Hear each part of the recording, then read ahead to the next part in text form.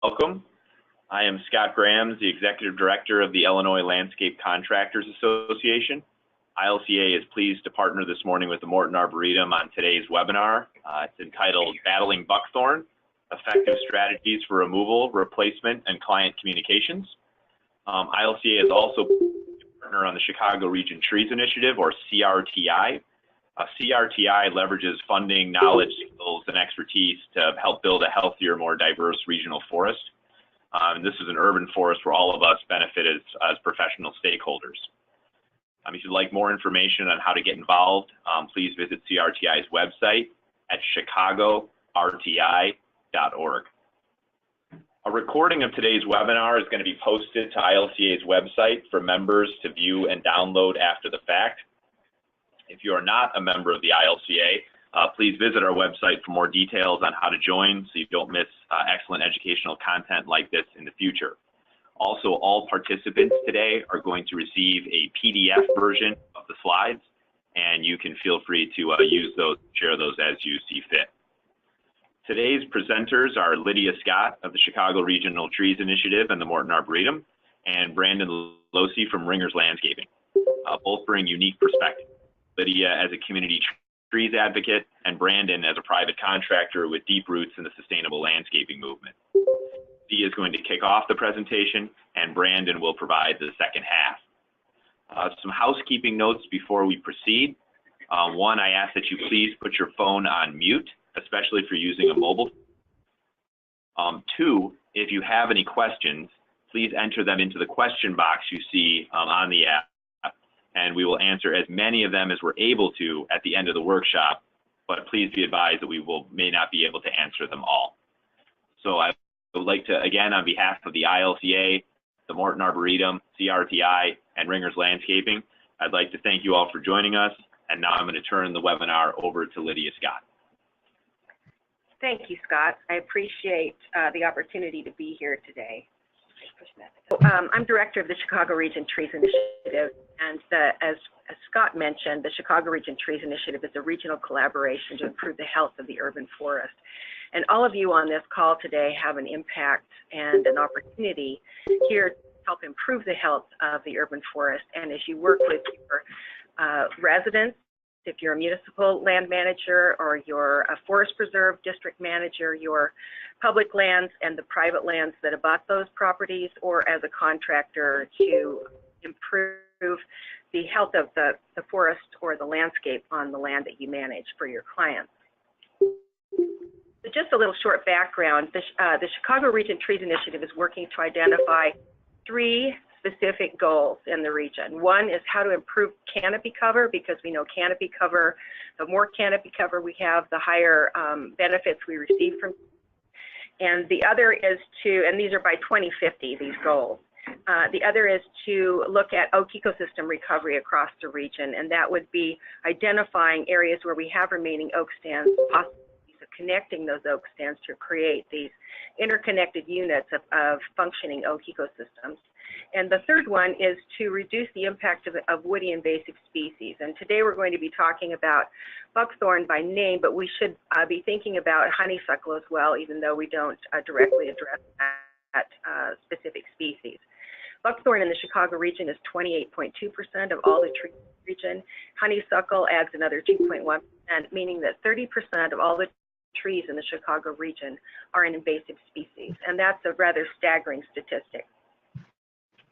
When we look at the buckthorn distribution by county, it's particularly overwhelming when you look at counties such as Lake County with 42%, Cook County with 32%, DuPage 25%, McHenry 35.7%, and then you have Will, Kane, and Kendall that have relatively lower impacts from buckthorn. And the reason for that is they also have higher concentrations of agricultural land use, so that the land is more actively tilled and managed than in some of these other counties.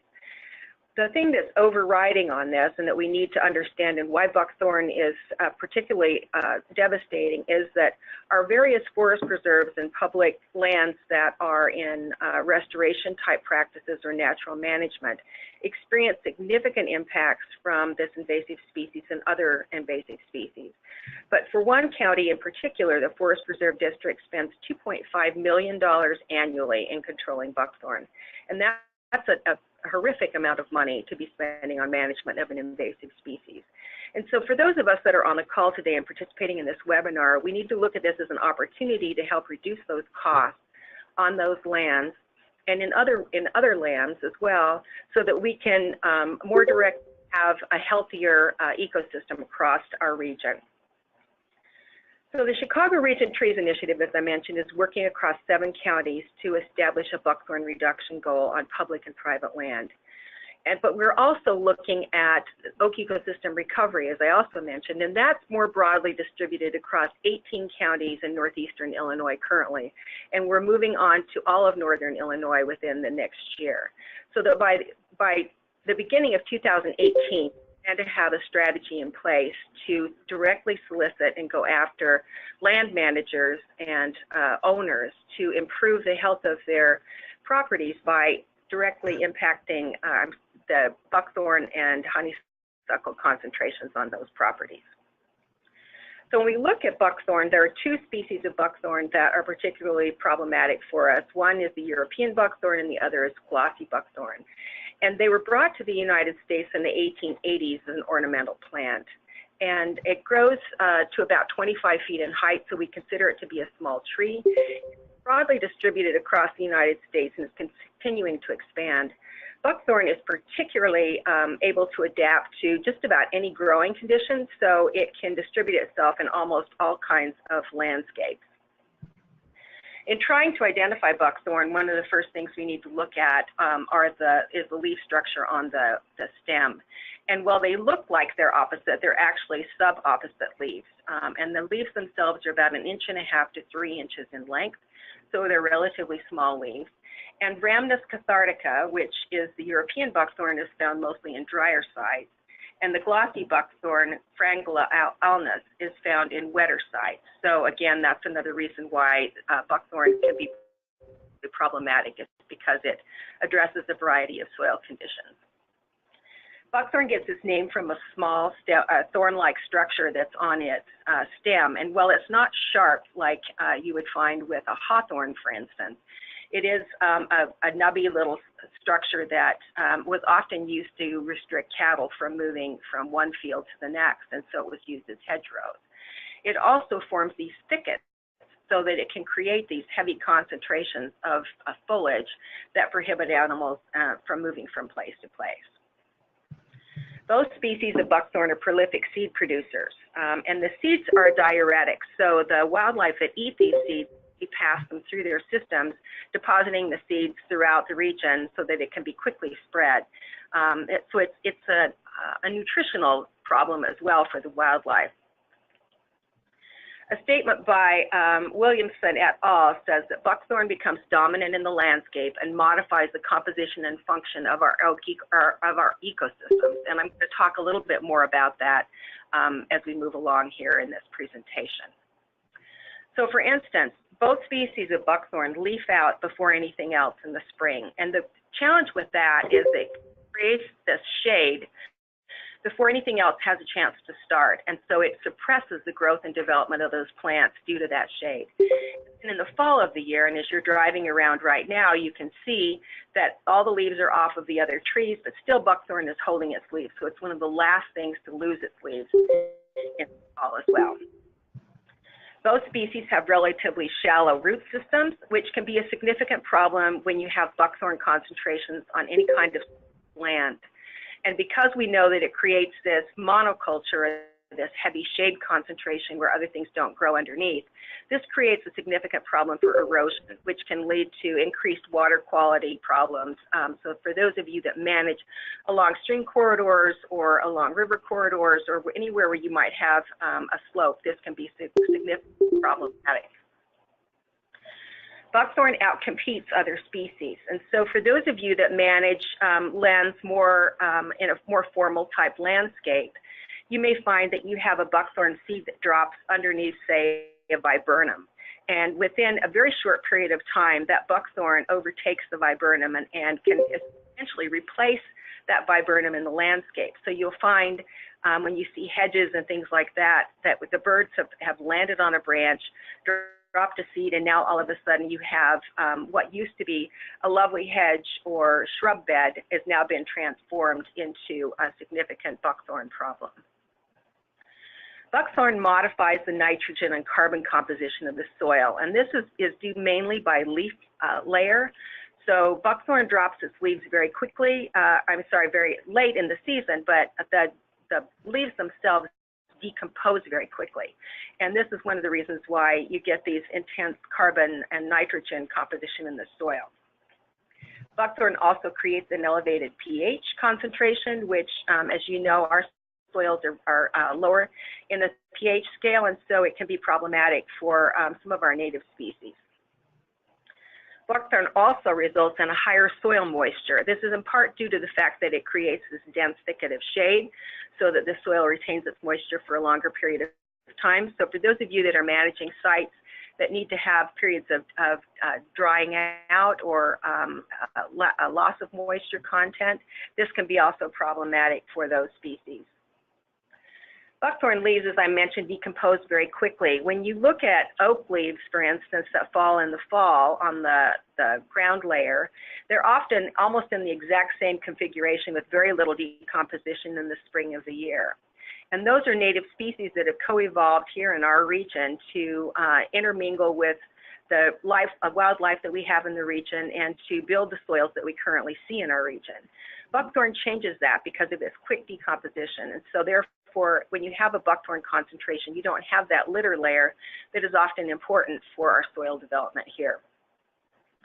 Buckthorn also has alleliopathic properties, and then by that I mean that it creates conditions where other species not grow near it, whether that be a chemical composition that it produces or the cultural conditions that it creates just due to its growth habits, so that buckthorn quickly becomes a monoculture within the sites where it grows. Buckthorn can also decimate populations of native herbaceous plants. So for those of you that have done buckthorn removal, you'll often see the year after buckthorn has been removed, you'll see species of plants that come up that have not been seen in years because of the buckthorn infestation. So while buckthorn is present, there are other species just lay dormant waiting for an opportunity to come up. Overall, the end point I want to make here is the buckthorn creates a legacy effect where it suppresses succession of resources that are in the soil or other species that are in the soil that could be coming up. And it may take several years for the site to rid itself of the conditions that are created by buckthorn. So sometimes after you do a buckthorn removal, you'll trees and other species are slow to respond to that condition, and it may take a little while and due to the that have been created by the buckthorn. So be aware of that when you're working to do restoration or to replant sites that where buckthorn has been removed. An interesting little point that I came across in preparing for this webinar was that buckthorn makes the soil uninhabitable for some wildlife, meaning that some wildlife cannot complete their life cycle due to the conditions that buckthorn creates. And this is particularly true for local frogs and salamanders in our region. On the reverse side, however, and this may be of importance to your residents and to your clients, is that buckthorn can create situations that promote the development and the health of coyote populations because of bird predation. So for those of you that deal with complaints from your clients or your residents about increased coyote populations, this is an opportunity for you to talk about why buckthorn can be particularly problematic in that respect as well. So why do we care, or why do the clients and residents that you serve not know about this problem? Well, one is they don't know what species they have on their properties in many cases. They don't know what tree species they have. They just know that they have green out in their backyard. There are tall things that are trees. There are medium things that are shrubs and smaller things that are herbaceous plants. And they often ask you to manicure or maintain that buckthorn on their properties because they think of those as a small ornamental tree that they have. So that's an opportunity to help advise them that this is not something that they should have on their property. Another is that they like the screening effect. So many people that have buckthorn concentrations on their properties like to have it there because it keeps them from being able to see their neighbor or a street or some other site that they don't want to view from behind their home. And there are opportunities that you can present to those clients and those residents where they can learn that there are other species that they can use to replace that buckthorn hedge that are more appropriate. And in fact, we have buckthorn hedges at the Arboretum that people can come and walk through. There's several acres of them with examples of a variety of shrubs that they can use on their sites, and they can see what they look like, which may be helpful in to get a customer or a client or resident to change that buckthorn hedge. The other is that people don't realize that buckthorn is a problem to wildlife. They think that they're seeing lots of birds out there because of the buckthorn and that birds actually enjoy living there. Well, birds like living in shrub-type habitats, but the berries on the buckthorn are problematic for birds. They're low in fat content and they're low in nutritional value for them. And as I mentioned, they also are a diuretic. So they go through the system of the birds very, very quickly. So that by planting other species, if your clients or residents are interested in supporting wildlife, native species would be particularly important because of birds, but you can use a number of ornamental shrubs as well that would be better for birds to exist on than buckthorn. The other is that they feel overwhelmed, so that they look at that buckthorn thicket out back and they say, you know, geez, it's going to be too much for me to remove all at once. Well, they don't have to remove it all at once. There are options that you as a landscape contractor or you as a municipal forester can talk to them about, where, for instance, they might consider removing the female buckthorn first, the ones that have the berries on them. Once they get those out, then they can slowly transition over time. Or you may want to look at taking out sections of the buckthorn on an annual basis so that it doesn't have to be overwhelming for them. It can be a process that they can slowly evolve to having a better landscape. We were asked to develop a guide, replacement guide for individuals who wish to remove buckthorn, and I believe that was emailed to you prior to this webinar, and if not, I'd be glad to send it to you. It's an invasive woody plant replacement guide, and the one that we have currently developed is utilizing native species because that was the original request from us. And we are in the process of developing a non-native plant list for those that aren't as tightly tied to planting only native species. There are lots and lots of opportunities. We only have 26 native deciduous shrubs on the list, and there are many more than that that you can choose from. One opportunity would be to look at some of the local nurseries, especially those that provide native species, that you can look through their species list and see what other species are available that may not be included on our list. We did include, however, that deer-resistant plants are particularly important to some communities who need to be aware of that so that you're not planting species that can easily or quickly be devastated by deer browse. There are 2 native coniferous shrubs on the list, and obviously there are lots more coniferous shrubs that you can use that are non-native species if that's your interest. So why you? Why are you on the webinar today? Well, one, your clients or your residents rely on you as a source of information for their plant knowledge. I'm sure many municipal foresters on this email can verify that residents will often ask them what they should plant now that they've lost ash trees, what they can plant if they are interested in removing buckthorn, and you as landscape contractors, equally the same, that your clients rely on you for information that they can use on their properties and feel confident about. You are their resident expert. They take recommendations from you and they rely on you as that resource. They trust you to care for their property, or they trust you to provide advice that they can rely on. And you can carry the messages of the appropriate and responsible landscape practices that they can use on their property. You can help them make good decisions so that their property can improve the health of our ecosystems across the region. So Scott mentioned earlier in our introduction, the Chicago RTI website is chicagorti.org. We have a number of resources available on that website that you're welcome to use. The Woody Invasive Species Replacement Guide link is listed here for you, and you'll have that in the PDF afterwards. It's pretty long, and if you have trouble finding it or getting to it, you have my email address that you can also go to. I believe we're going to take questions at the end of both presentations, so I'm going to transfer the time now over to Brandon Losey from Ringer's Landscape. He's a landscape architect and a designer with specialty in sustainability, and I thank you for your time. All right, thank you, Lydia. Yeah, I was really excited to see the turnout we had for registration, because this is obviously a very important topic. And just as importantly, it's a huge opportunity for you as a contractor and or landscape professional. So now that we're all armed and enabled by the information that Lydia has provided, I'm going to be shifting towards more the nuts and bolts on how we can engage private landowners or our clients in conversations about buckthorn and invasives on their properties, and also strategies on how we can provide these services, which will help eliminate invasives and buckthorns, and then also how to transition those spaces into more dynamic, diverse living landscapes, and something that's going to be a lot more beautiful for your client as well.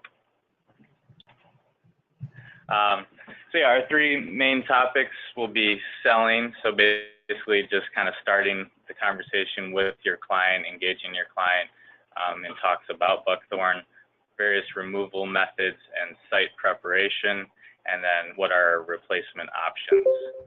So again, pitching buckthorn to your client, it can be a difficult conversation depending on the client, but when it's approached correctly, there's huge opportunity for sales, but you also get to participate in benefit landscaping practices. First, I just kind of want to lay some groundwork for common scenarios that will be encountered in our area. So we're going to focus more on smaller residential settings. You know, we're not going to be getting into acreage or projects that may start to turn into more restoration type work. So the way I broke it down is salvage projects and screening scenarios. So salvage would be, we have some beautiful mature oak trees on a property that have completely been overrun by buckthorn, and we're looking to get in there and sort of clear the space and sort of free up those beautiful trees and sort of reclaim that space. Or there's just simply portions of the property that are unusable. They've been completely overrun by thickets of buckthorn, and we're just looking to reclaim that space and turn it into an asset for the property owner. Screening is obviously a huge one, so you'll often see buckthorn hedges or just simply thickets between two properties, or you'll see it along major roads, or it's blocking utility type areas.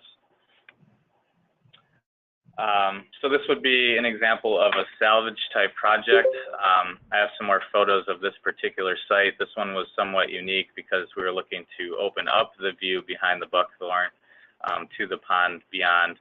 But here you can see that this was all buckthorn. There's not really anything worth getting to or salvaging or reclaiming. We're just looking to take over this space and again transition it into more part of the landscape and replacing it with native plants. This is an aerial view of that property. Again, you know, they're basically missing out on a quarter of their land to buckthorn. We did an assessment. There really aren't any mature trees that are worth opening up and freeing up this space and restoring it as a woodland type area. So this is a site where we're just looking to reclaim space. This is a classic. There's some mature maple trees. There's a river birch on the right, but then there's just buckthorn thickets growing below that. It is a privacy screen, but it's not as prominent of view because it's in the back portion of the property. So opening up this space isn't going to be as shocking to the property owner and their neighbors once that's opened up. And then here's your most classic example between two properties. They love this because it's simply providing a free fence for them that they don't have to worry about or maintain. But we can do a lot better than this. And then this last example would be a property where there were mature trees, somewhat manageable sized project, and this is a project that Ringers did, and we cleared all the buckthorn and sort of salvaged these mature trees, and this is an area that is currently being restored. So you can see this area looks like it was after we had done the work we've done, so you can see the mature stand of trees sort of in a forest setting. We didn't go ahead and clear the whole area and replant it. We simply just removed the buckthorn and other invasives. So your first task when engaging your client is basically changing their minds, just associating buckthorn with being a bad thing. You wouldn't believe how many times I've shown up to clients' property and, like Lydia mentioned, people maintain buckthorn, or it's integrated into their hedgerows of viburnums or dogwoods and they don't even know it, or they have them literally shaped like lollipops all over their property without really knowing what's going on. So I think an easy way to sort of start the conversation is simply stating that buckthorn is illegal. I think that kind of says, you know, it's illegal to buy and sell in the state of Illinois, and that kind of, I think, says a lot to someone who has no association with the plant. But yeah, you're looking to identify opportunities with your client on their property, because I guarantee you probably 75% of your clients will have some buckthorn on their property. So we're just going to start here with some common rebuttals, I guess you could call them, from clients. So we got Benny Buckthorn here. He's the privacy guy. He loves free privacy and actually likes the way that the buckthorn looks. Next response would be, we keep that area natural. You'll hear that often. Oh, that's just the natural wild area that we don't worry about. Or sounds like a big project and we don't want to spend the money right now. So I put together some good responses to these rebuttals from your clients.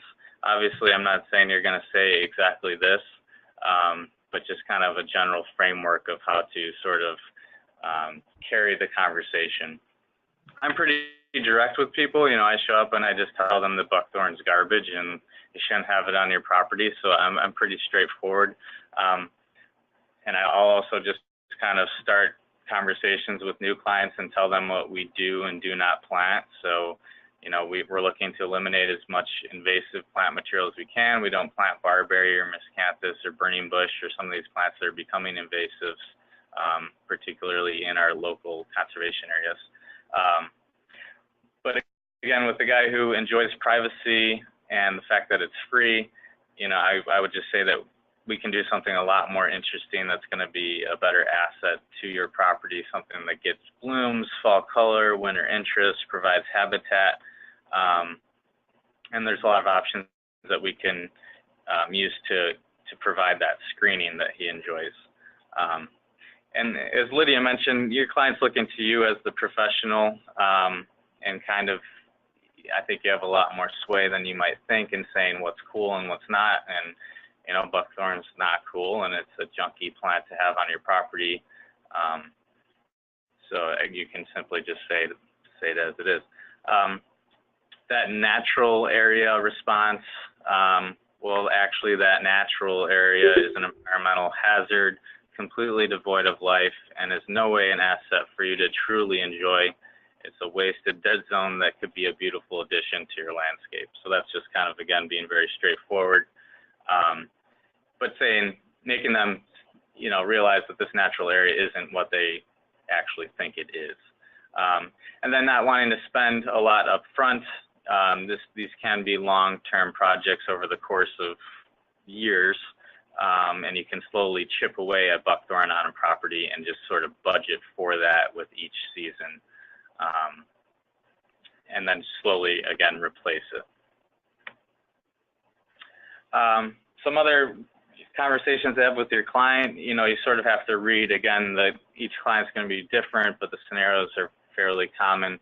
But if they do sort of lean towards more of an altruistic outlook on the world, you know, removing buckthorns obviously going to benefit the greater good, and there can be rewards for them as property owner. You can get your property certified as conservation at home, for instance. And one of the big items to check off is that you are removing invasives from your property.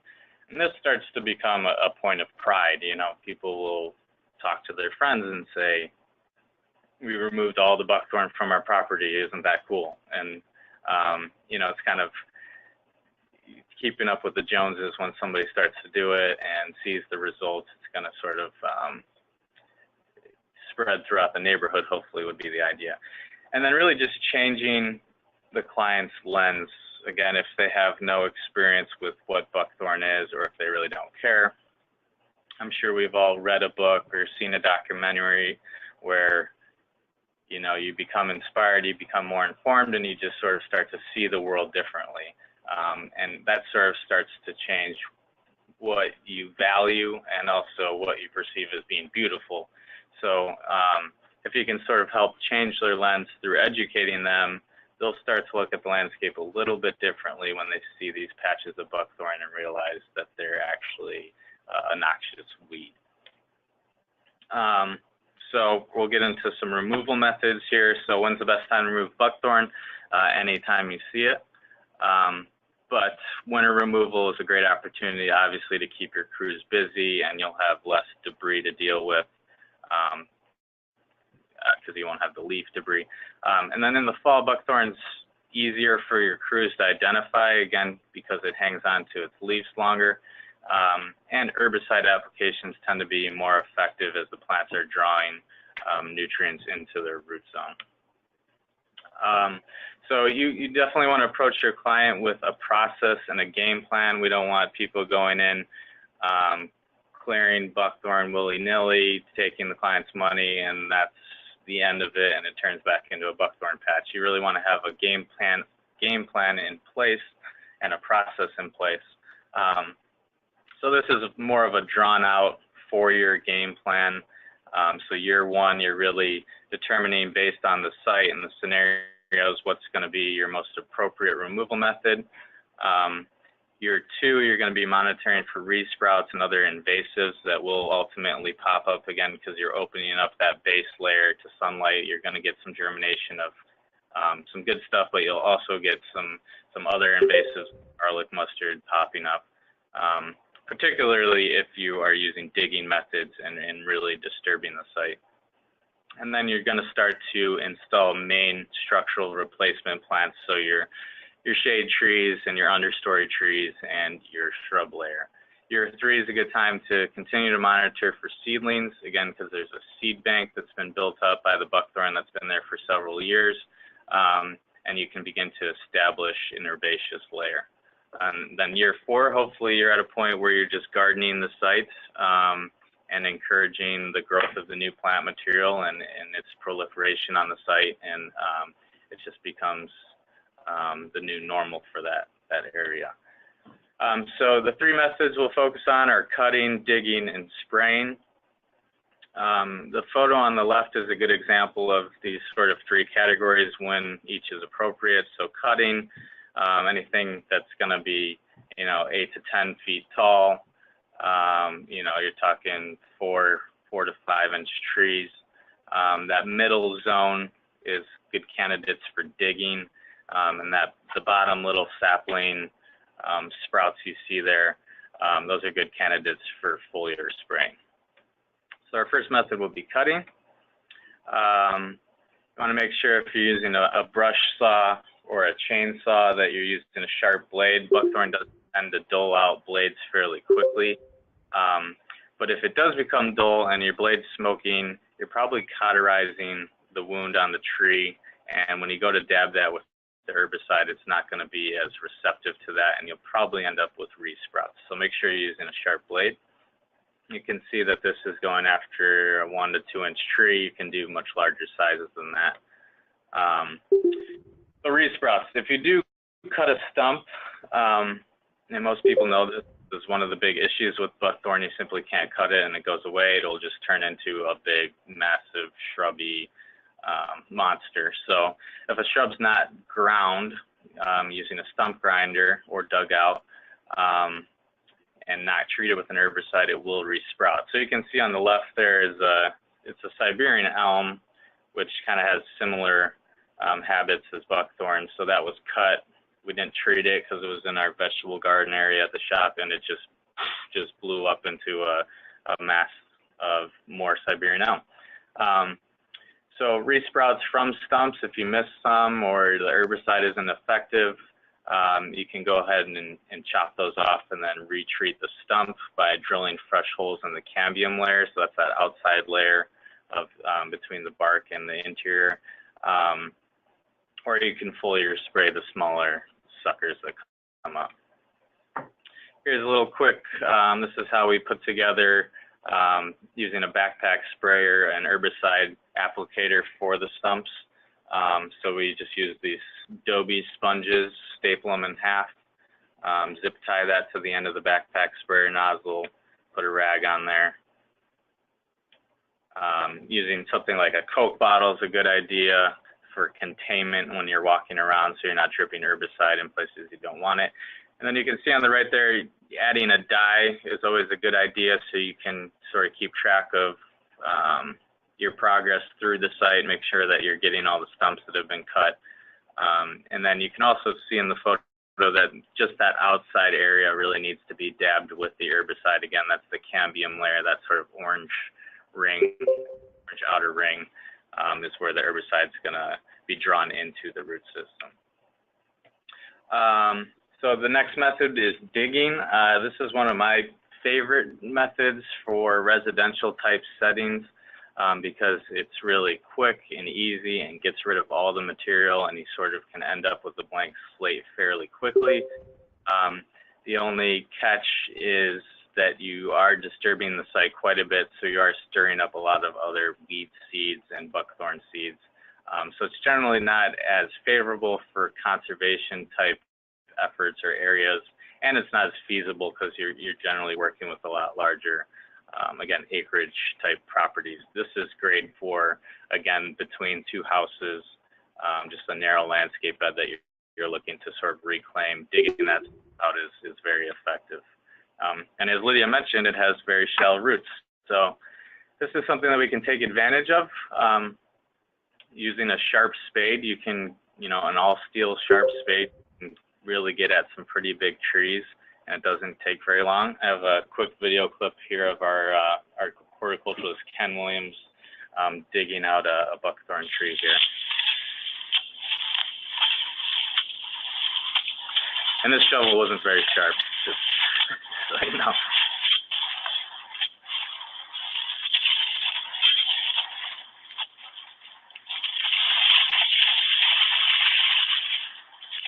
So it's fairly quick, pulled out pretty easily.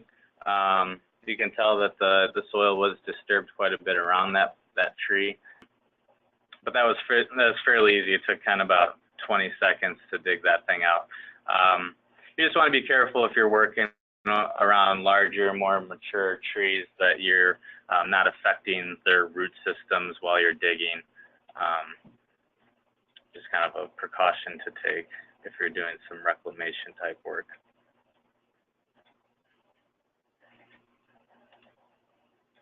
And then there's about the size of the tree that Ken just dug out. So you can tell it's fairly tall, fairly big. So our last method here is spraying, foliar spraying of the buckthorn. You really don't want to be working with plant material that's, over your head, and you have more chances of overspraying the area and getting herbicide on plant material that you're trying to keep. So I always recommend just foliar spraying smaller resprouts, stuff that's just kind of below your knees that you can just kind of blanket spray and don't have to worry about too much overspray. I like this photo, found it on the internet. This guy's Steve from St. Joseph, Minnesota. He's kind of doing double work here with a brush saw and then spraying the stumps. But you'll be using a backpack sprayer most likely. You don't need to really use a dye when you're doing foliar applications. Common chemicals are Roundup and Garlon. The garland you want to avoid using in high temperatures because it can volatilize and affect plant material that you don't want to impact. Roundup's good for winter work.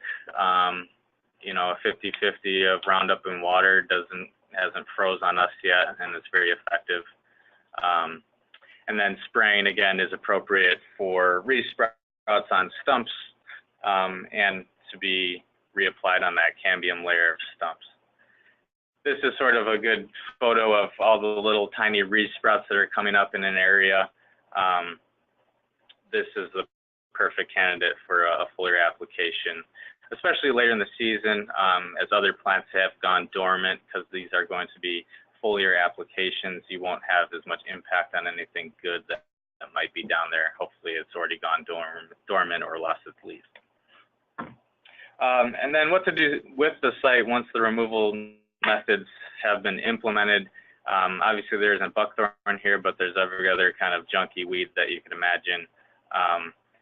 And so to sort of hold over the site, if you're not going to be planting day of or week of or month of, hold over the site once you dig everything out is you can mulch it very densely with a thick layer of fresh chips.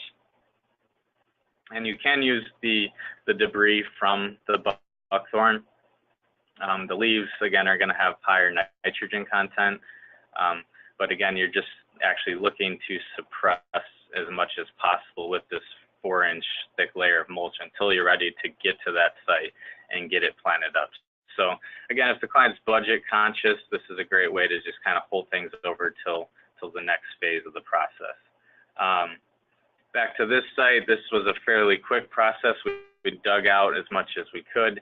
It was small and manageable enough that we knew that we'd be gardening this in the future, so we'd be able to monitor it and keep tabs on resprouts and new stuff coming up. So we felt comfortable planting this one fairly quickly, so there wasn't as much need for mulching or holding over the site until we could get there with new plant material. An interesting process that's been, so that circle here on this diagram, that's where this last photo was. But something that's been interesting, again, this is just about salvaging space on this property. And the clients actually had other crews coming in just specifically to clear buckthorn. They get in there, they cut all the buckthorn out, and then they actually put down seed and blanket. And just, I think this is a good approach because it's a way for the client to, again, buy themselves time. Once that area is seeded and has turf grass, it's going to be mown every week. This is going to help keep the buckthorn at bay, and then eventually they can get to that and turn it into a more valuable landscape bed. So that's kind of another approach besides mulching. You could put down some kind of turf, something that's going to be mown fairly frequently is going to reclaim that space over time. So moving into some replacement options, again, with your game plan, you always want to know what's going to happen ultimately with that space. Otherwise, nature absorbs a vacuum and something else is going to fill in, and it'll probably be something bad like buckthorn or other invasives. So there are a lot of options for layering, creating screening. Eastern arborvitae, hemlock, those are going to be great evergreen options. Hawthorn, American plum, crab apples are very dense. Redbud's a great understory canopy tree. American hornbeam's another good understory tree. Many viburnum species, shrub forms of dogwoods, witch hazel, serviceberry, pagoda dogwood. Those are kind of my top options. So this is a great example because for one, no one really hangs out at the end of their driveway, so there's not the need for the privacy fence to go all the way down to the road. So if they're looking to replace that and they really want some privacy screening, you don't need to put a hedgerow of arborvitae the entire span of this property line. You could sort of transition the landscape bed out into something more open and ornamental towards the road, and that will also help reduce costs somewhat. So sort of showing that first section there isn't really functioning as privacy screen. It's just kind of a messy thicket of buckthorn that could be more of an ornamental asset landscape on this property. So here, this is actually my house, so I'm familiar with that. This is across the street from my house, and this is my house. When we moved in, there was an arborvitae hedge already there. It provides great screening between our house and the neighbors, but then you can see towards the road, again, I sort of opened that up and just have been incorporating more ornamental plant material where screening isn't as necessary for privacy. So arborvitae, great option if they're, it's going to be better than buckthorn in terms of just density, and obviously it's an evergreen. So the only thing is it's kind of boring. It's monoculture. You can do a lot more interesting things. This is kind of cool because it incorporates both. So kind of that front layer, shade trees like a sweet gum, and then some service berries, white pine, redbud, pawpaws will start to form thickets, and then you just have that straight privacy screen of arborvitae. Some plants that I wanted to focus on, which I think are interesting, are because they're so similar to buckthorn that if people like the way things are and just want to swap it out, these are great for that. Anything that's going to be thicket forming, so American plum will form these dense thickets. Its advantage over buckthorn is that it gets blooms, a little bit of fall color. It's fruiting. You can use the fruit for jams. And it's just very similar to buckthorn. The only con to this is it's not as readily available. So you can see that's just a very, if you have the space and they're eliminating buckthorn, but they still want this big mass of plants, there you go. Availability-wise, I think this place is out of Batavia, so you can get it for $60 online. And then I just included this. You guys can read this later in the PDF, but it's interesting once you read the description. You're like, wow, it sounds a lot like buckthorn. The viburnum species, these are going to be readily available. There's many native options. So like viburnum dentatum, it's just going to naturally be a suckering type shrub. It can be treated more as a formal hedge, so it can be sheared and sort of kept more tidy. It's going to get great fall color, it's going to get blooms, it's going to attract birds, and it's going to be very adaptable to various soil and light requirements. Nanny berries, in the photo to the left here, this is a great large shrub, very dense. It's going to have a lot of great qualities with the blooms and the fall color, but again, this variety gets fairly large. Hawthorn's a very interesting one just because it, again, gets very thick like buckthorn. It has some of the security type aspects that buckthorn has with its thorns. So if you're looking to have like a privacy and security hedge, it's a great option. It's going to have a lot of seasonal interest with blooms, berries, fall color. Great for birds, woodpeckers, grosbeaks, native. This was interesting. I've never seen a hawthorn hedge like this on the left. This is another place out of, I believe, Bloomington, Illinois, this website. But I thought this was a great description that sort of, again, is a perfect replacement for buckthorn because it's a dense hedge-forming plant that's going to accomplish all the same things and just provide a lot more for the local ecosystems. Here again, between the two properties, when I moved in here, this was all buckthorn mixed in with some black cherry and mulberry. I talked to my neighbors right away, told them I'm getting rid of all the buckthorn. It's going to be a little more open, but I'm going to turn it into something a lot more interesting. And then you can just kind of see that the plant mix that I've been incorporating here, that larger arborvitae was more of a strategic placement just to shield them from a view from the road that I really opened up. I just wanted to make sure they were still comfortable with the privacy in their backyard. And then just incorporating, keeping the mulberry, then getting some understory trees of redbud. I tried out some calicanthus, some sweet shrub, witch hazel, carpinus, and then started to incorporate that base layer of carex. Bulbs are always great for early spring, and then spring ephemerals, so like Virginia bluebells. Those are to incorporate in that base layer. So here's a real life example again at this site. We were just looking to open up the view to the pond and just completely eliminate the buckthorn, reclaim this area, get it planted up. Here we have the herbaceous layer, we have the shrub layer, black chokeberry, dogwoods, river birch, redbud, some spring ephemerals with Virginia bluebells, and then a bunch of carex. This was one season later, so you can see how quickly that herbaceous layer fills in and actually helps suppress a lot of new seedlings that might be popping up. Obviously, a lot of gardening work still to happen here, but for one season, you can see how quickly you can sort of take over that space and start to gain control of it. And it becomes more of an asset to this property owner. Clearing buckthorn here, getting that replanted with a more interesting look. Privacy screening wasn't as important here, but I think if you show a lot of clients an area like this, it just kind of is a messy, scary place, you know, just simply pitching them that you can turn this into a beautiful landscape bed. Sometimes that's just enough. This is more of a precautionary tale here. This was, again, this larger wooded site with mature trees. This is sort of when you get a little bit more into restoration type work.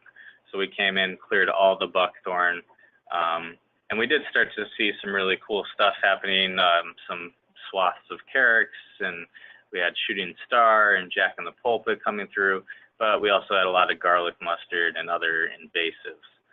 And this needs to be more, again, approached as a restoration type project where burning is going to be implemented, and herbicide applications and reseeding with savanna mix and getting that properly established. So you just want to make sure that you don't get in over your head and you recognize when a sub may be necessary.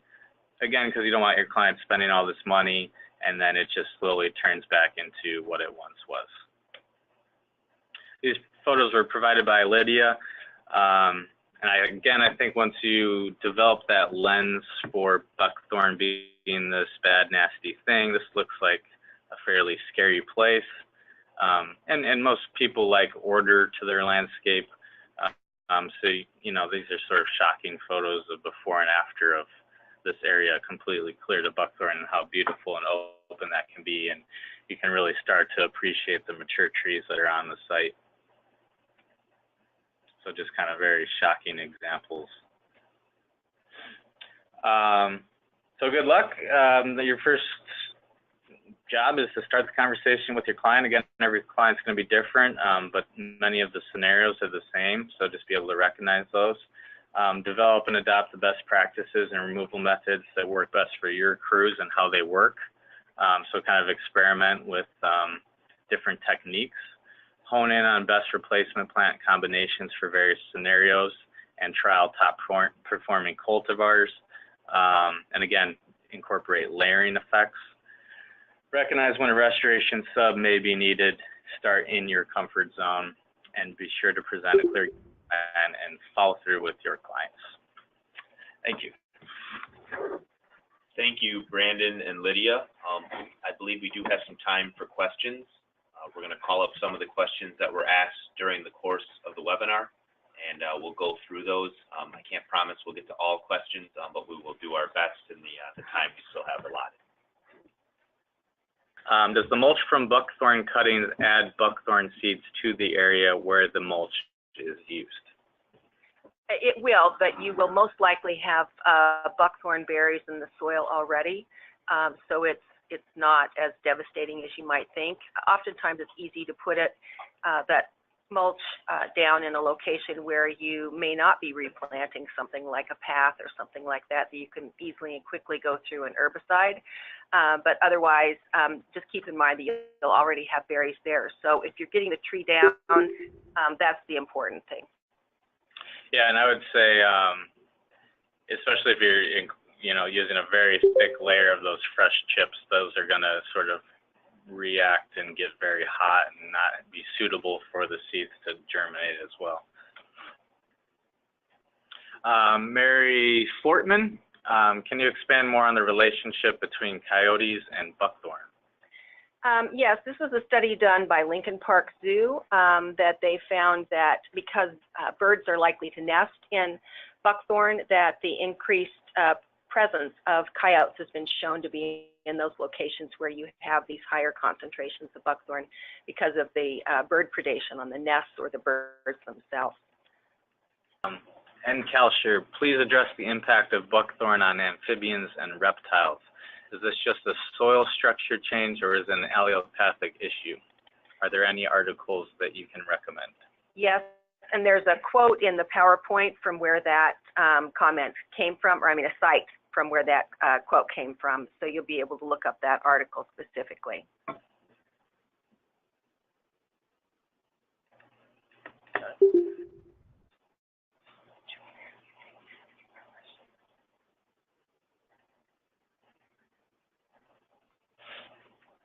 If there are any more questions, you can enter them into the box. Wait just another minute longer.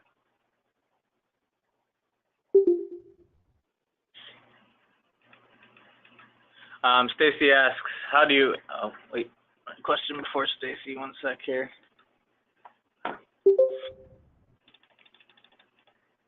Mike says, I have had limited success with using Garlon 3A 5% as a foliar treatment. Have you seen better success with foliar Garlon 4E? Yeah. 4E can be a better option. It doesn't volatilize like Garlon 3 does, but you may want to experiment with the different herbicides and find the one that works best for you. Stacy asks, how do you estimate cost and pricing for removal? Is there a certain square footage guideline you use based on density for how long it takes to clear an area? No, we don't have any particular formula. Each site's, again, a little bit differently. You really just have to know how your crews work. Equipment, again, depending on which approach you'll be taking, is going to have a big impact on pricing. So if we have easy access, we can get our track itch machine in there and just sort of rip everything out. That's going to go a lot quicker than hand cutting and herbiciding and then having multiple visits to sort of prep the site. So it kind of really depends on how you guys operate and what sort of equipment you have access to. Scott asks, would pre-emergent applications help to suppress buckthorn seeds?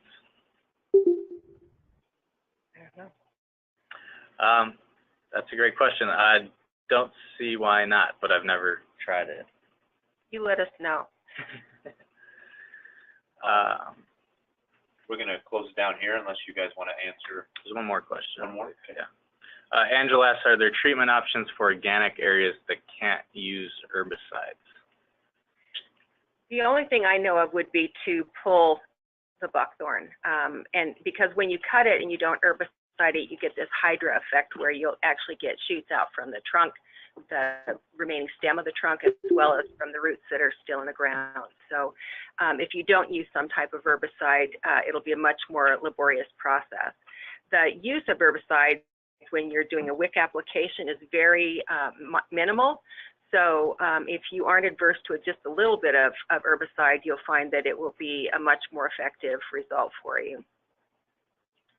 We are going to close the webinar here. I want to give a big thank you to Brandon and Lydia for presenting today. I also want to thank all of you for joining us on this call. I know that we can do better as an industry and as green industry stakeholders. There is a link in the comment box that can link you to the survey to take to rate how the webinar was today. In addition, we will email that out to all attendees today along with the PDF of the slide. So thank you all for joining us this morning and have a happy holiday season.